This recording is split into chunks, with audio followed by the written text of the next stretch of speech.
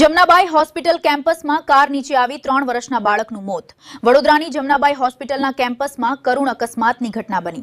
Jamnabai hospital કેમ્પસમાં car નીચે આવી 3 વર્ષના બાળકનું મોત. વડોદરાની જમનાબાઈ હોસ્પિટલના કેમ્પસમાં કરુણ અકસ્માતની ઘટના બની.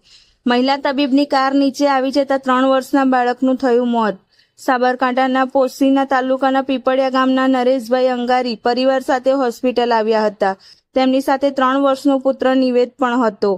હોસ્પિટલ પરિસરમાં રમતા બાળક પર અચાનક કારના પૈડા ફરી વળ્યા હતા. કાર મહિલા તબીબ ડોક્ટર ગુડિયા પ્રમોદ સિંહાની હોવાનું સામે આવ્યું. ઘટના બાદ મહિલા તબીબ બાળકને તાત્કાલિક સારવાર માટે એસએસજી હોસ્પિટલ લઈ ગયા હતા. એસએસજી હોસ્પિટલમાં ફરજ પરના તબીબોએ બાળકને મૃત જાહેર કર્યો. બાળકના મોતથી પરિવારજનોમાં ભારે શોકની લાગણી.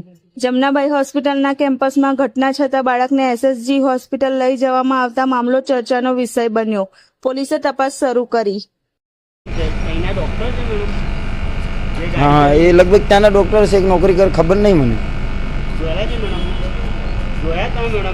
कई मैडम क्या ये गाड़ी चली गई है मैडम कहीं ये मैडम खबर જ नहीं क्या से जाता नहीं जाता है ના જતા તો નહીં રહ્યા અહીંયા છે અમને ગાડીમાં લઈને આવ્યા છે એ તો હાથમાં જ છે